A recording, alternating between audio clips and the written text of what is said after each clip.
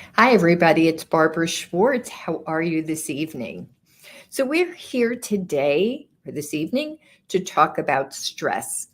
I want to share with you some information so that you can understand what stress really is and to start to recognize whether or not the stresses in your life are managing you or if you're actually managing the stress. And if the stress is managing you, how you can start to take some steps to turn that around. So, again, you can manage the stress instead of the stress managing you.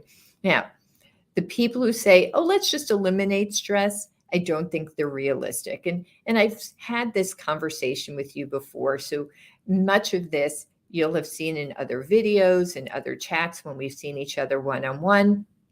But I want to get back into it. And we can never hear it enough, right? Stress is real. It's a real emotion. It is happening, and we are surrounded by it. So it is unrealistic to believe that we can just pull ourselves out of the stress.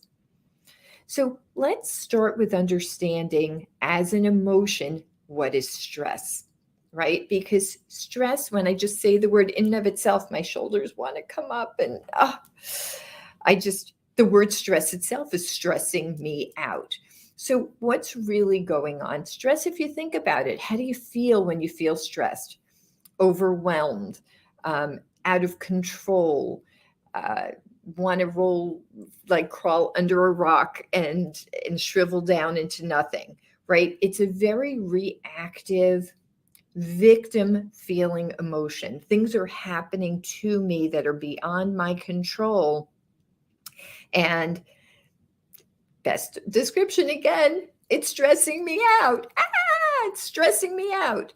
So, what are we going to do? So, let's start with understanding stress itself. Now, again, remember my dad, Dr. Schwartz, is a retired psychologist, so I learn a lot of things from him. And here at AccuLife, we're not here to be your therapists, but we are armed with the tools of a therapist to help you learn to manage the emotions that may be standing in the way of your success.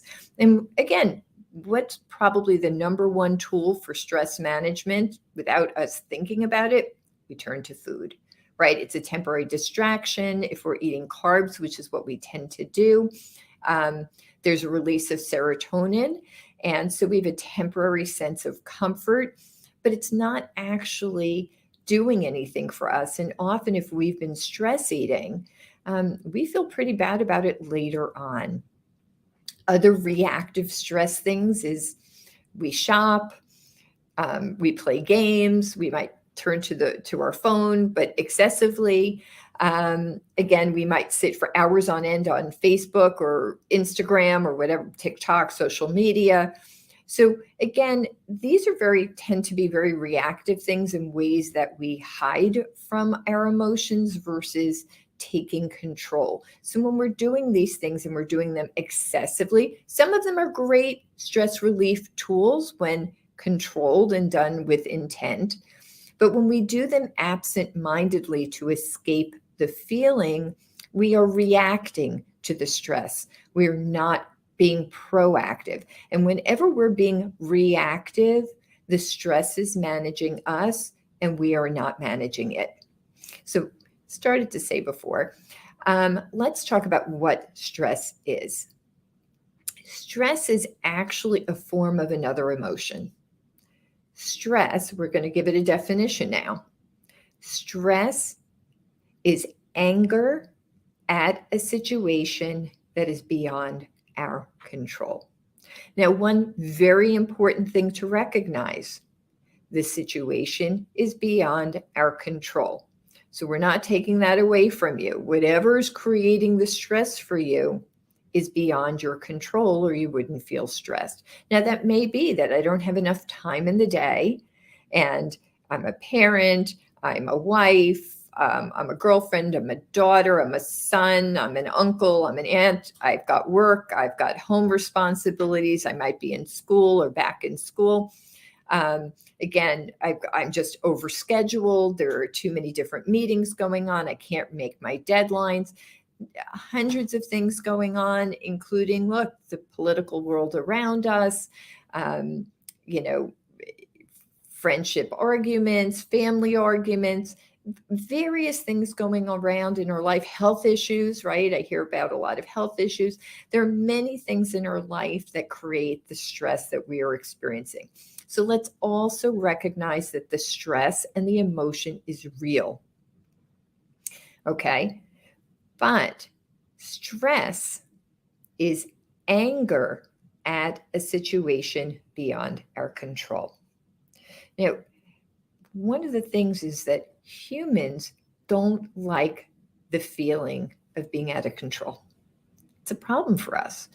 And so the fact that something's beyond our control creates more of this feeling of discomfort because it's a situation beyond our control. There's nothing we can do. And so we get very reactive to that. We feel very victimized and we feel very helpless. So when we picture the feeling of anger, if I just said anger, people picture somebody getting very red in the face, somebody shouting, hitting things, right? Screaming. Anger is a very active emotion. Stress, reactive, right? Shrinking away. Anger, I'm in your face, I'm pissed, right? So somehow they're at opposite ends of the spectrum, yet stress is a form of anger. So in keeping that in mind, we can turn around and say, what can I help to do so that if I can use this active emotion of anger, then I can start managing the stress. So look, there are certain habits that are in place. And the very first thing you need to do is remember that habits are the things we do without thinking. So out of habit, if you're stress eating, if you're stress shopping, whatever it is that you're stress doing, if you catch yourself in the moment, don't get pissed at yourself, accept it as the habit. But now that you've recognized that you're doing it, you can start to take control. Now, often when we start to recognize that we are angry, now important to say, angry at a situation beyond our control. But when you look at the situation from a position of anger, then you can start to take small actions that give you a sense of control. And therefore, you start to feel some relief because you are no longer completely helpless in a situation beyond your control. Now, very important to recognize as you're going through this exercise, we're not being angry at a person, we're being angry at a situation. So it could be, I am angry at a situation that a person put me in, but it's anger at the situation, not anger at the person. So we're not taking action against someone, but we're using the anger at the situation to take some form of action. And we're also going to talk about some stress relief tools because we want to take some action, but at the same token, we also need some stress relief tools. So an example, I'm going to give you two different examples of, again, seeing stress as that anger at a situation beyond your control. And this goes back a few years, but the very first time I talked to a client about this, she was in a situation where there'd been a lot of layoffs at her company, and she was told her job was safe, but the workload was exponential because they hadn't hired new people. The workload was the same, but now there were fewer employees in place to handle the workload. And she wasn't going to be paid overtime. She was told not to work overtime.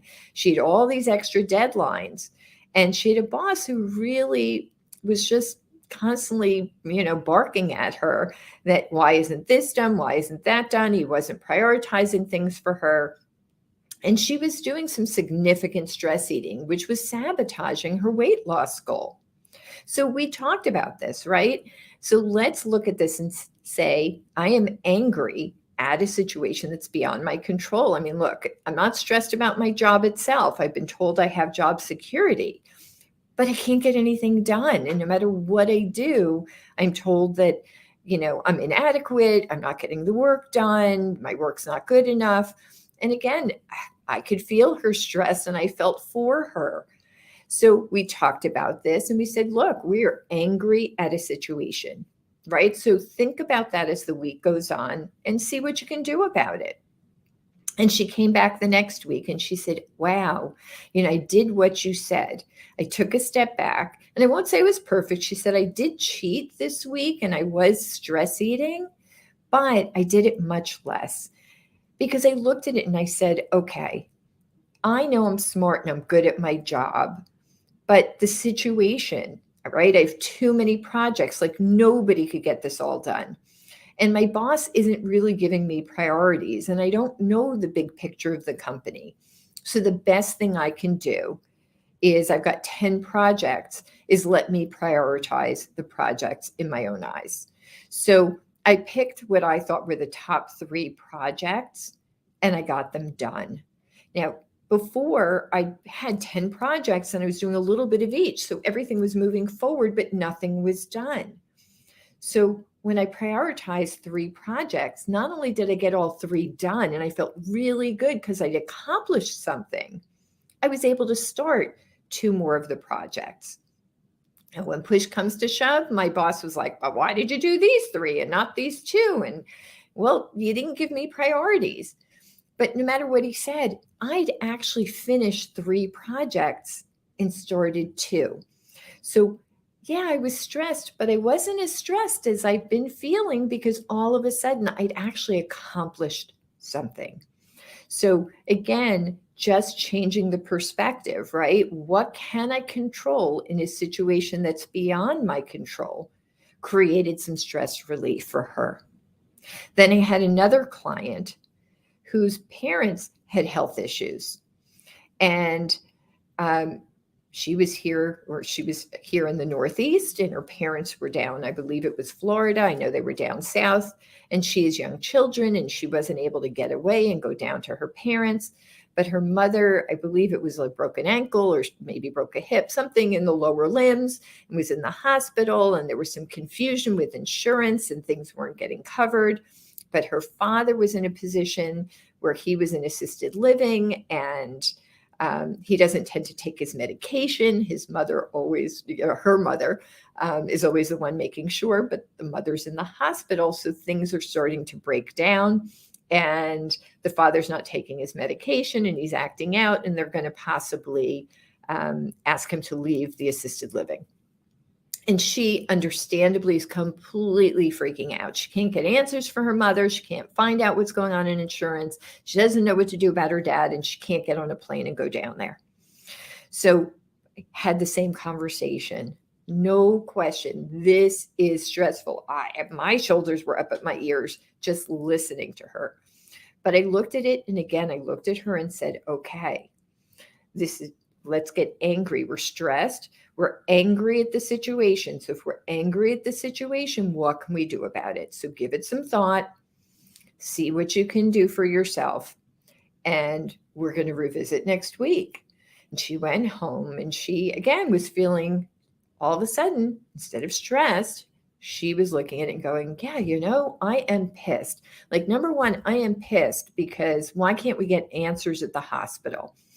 And she realized she got transferred all around all the time. And then, she'd get disconnected and she couldn't get a doctor on the phone. So she took out a pad and pen and she said, okay, what can I do? So the first thing I'm going to do when I call the hospitals, I'm going to ask the name and extension of the person I'm talking to.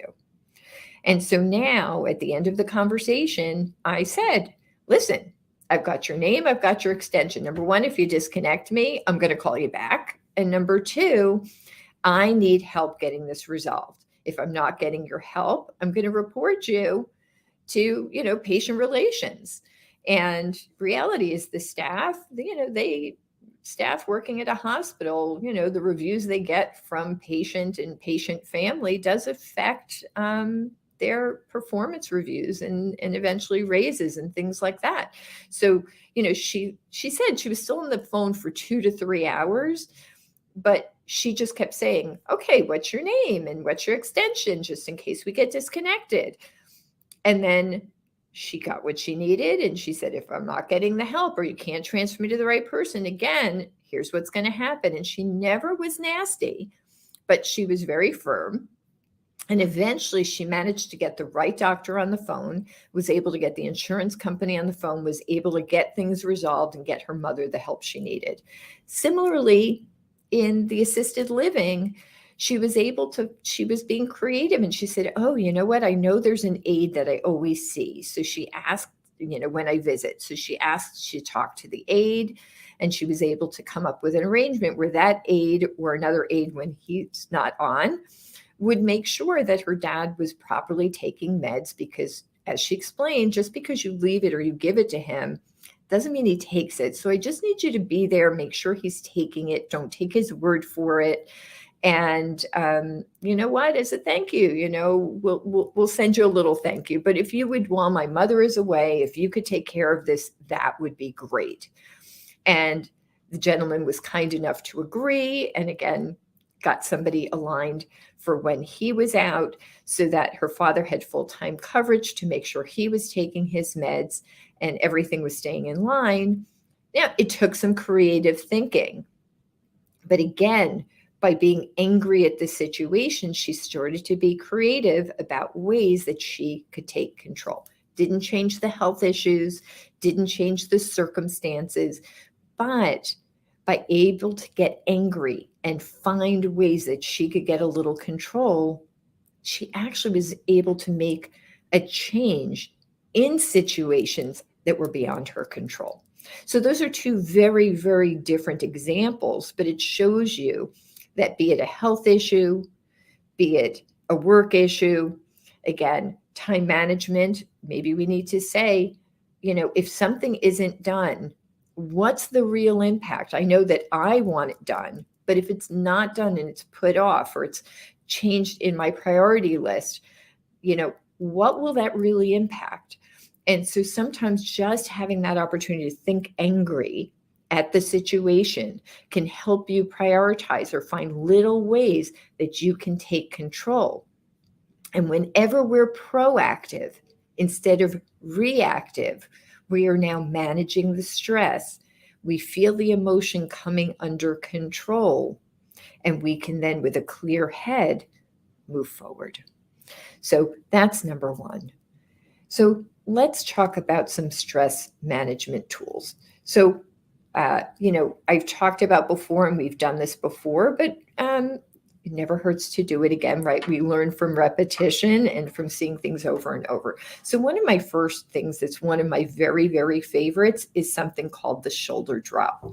Again, when we're stressed, sorry, can't totally point, but when we're stressed, you'll find that often the tension, our shoulders are rising up to our ears, and those muscles and our back muscles are really, really tight.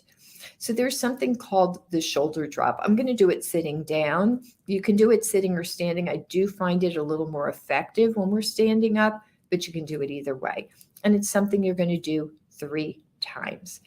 Our muscles have muscle memory. So we are going to train the muscles to temporarily let go. And that's going to give us some stress relief. So with intent, we're going to raise our shoulders up all the way up to our ears, and then we're going to let go and drop them. And we're going to bring them up to our, again, raise those shoulders up to our ears and drop them. And then we're going to raise third time, bring our shoulders all the way up to our ears and drop them. So we do it 3 times. Now you'll feel a stretch in your back, around your scapula, your neck muscles, and you're going to feel a lengthening in the neck.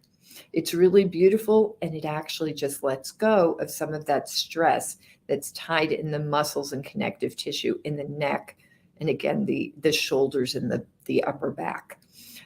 So I wouldn't overdo it, but if you do it a few times a day, you're going to find that that's releasing some of the stress in your back and your neck.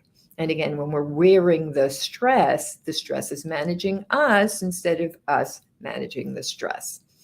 Number 2, again, I taught it to you many times before, but let's repeat, is shaking out our hands. I'd like to say, Taylor Swift, thank you so much for the theme song, Shake It Off. So I can only do one right now, but we're going to shake our hands at our wrist. Now, the beauty of this, if you are a stress eater, whenever you're stressed, if you shake out your hands at your wrist, you can't be doing this at the same time you're doing this. So you're actually preventing the stress eating. If you've ever watched an actor right before they get on stage, or someone right before they give a big speech, if you see them backstage, you'll often see them pacing back and forth and shaking out their hands at the wrist, shaking it off. And again, 20, 30 seconds, you don't need to do more than that. Throws off stress and anxiety. So you're actually giving a release to the stress. Again, now you're letting you are managing the stress instead of the stress managing you. And you'll see, I find that in general, little short jerky motions, like, hitting a punching bag, playing, I always loved, there was that paddle with the little red ball with the rubber string, and you're hitting that, even doing a yo-yo. My mother says knitting, knit, purl. You'll see people flipping pens or people flipping long hair. Short, quick motions of our extremities. That's where running, jogging, fast-paced walking can relieve stress, is in general short, jerky motions. So even if you pretend that you're hitting a punching bag, short, jerky motions of your extremities, right? It makes you laugh. But even laughing, what happens, right? Our whole body is shaking when we laugh out loud, and we have a good belly laugh. Our whole body is shaking, right? Is that we are letting out the stress. All emotions need outlets. Food and eating, it's an inlet, and we're swallowing it down. We need to let it out. Another one of my favorite stress management tools is a worry stone. Now, if you have gotten your package this month, this is actually our gift this month to help with stress management. So everyone who gets a shipment from us, who's visited me in the Paramus office, is getting one of these as our gift. But it is something that you can buy online. You can buy on Amazon. They come in many different colors. We're shipping this particular one. This is green Avertine. I don't know how to pronounce it. This particular stone is good for grounding, focus. It's known as a prosperity stone, a lucky stone. They say if you're going to gamble or something, use your lucky stone. But this is a worry stone. And again, it comes in many different minerals, colors, sizes. The key thing is a worry stone. I don't know if you can see it from this. It has this little indent here. So it's curved, if you see. And literally, all you do is hold it and you rub your thumb. Try to do it so you can see. You're going to rub your thumb on it, and it kind of warms up as you're doing it. The nice part is they're attractive. They're small. You can keep it in the palm of your hand. But literally, are you feeling that stress?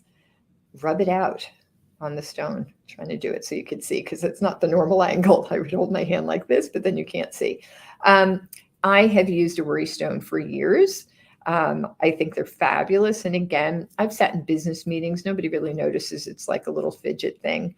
And, fidget toys too. They sell lots of fidget toys, but worry stone, they say, again, just focus on what is stressing you out or creating stress, anxiety, worry, and just rub your thumb up and down that little notch. So again, this is our gift to you this month, so that all of our clients are getting a worry stone. If you received your shipment and you didn't get one, please let us know, because again, for the month of November 2023, this is our gift to you. Anyway, that is a handful of stress management tools. There are obviously many, many out there. Obviously, doing a workout, going to the gym, going for a good walk, talking to a friend if you need it. And many people do talk to a therapist. Talk to your family. Talking is a really good one, but also even turning on a movie or something that will make you laugh. They do say laughter is the best medicine, and part of it is you gotta let it out. And a laughter is a subconscious way of letting it out. Wishing all of you a stress free evening, a stress free week, or at least if it's not stress free, one that is, again, in a situation where you're managing the stress instead of the stress managing you. Have a good night.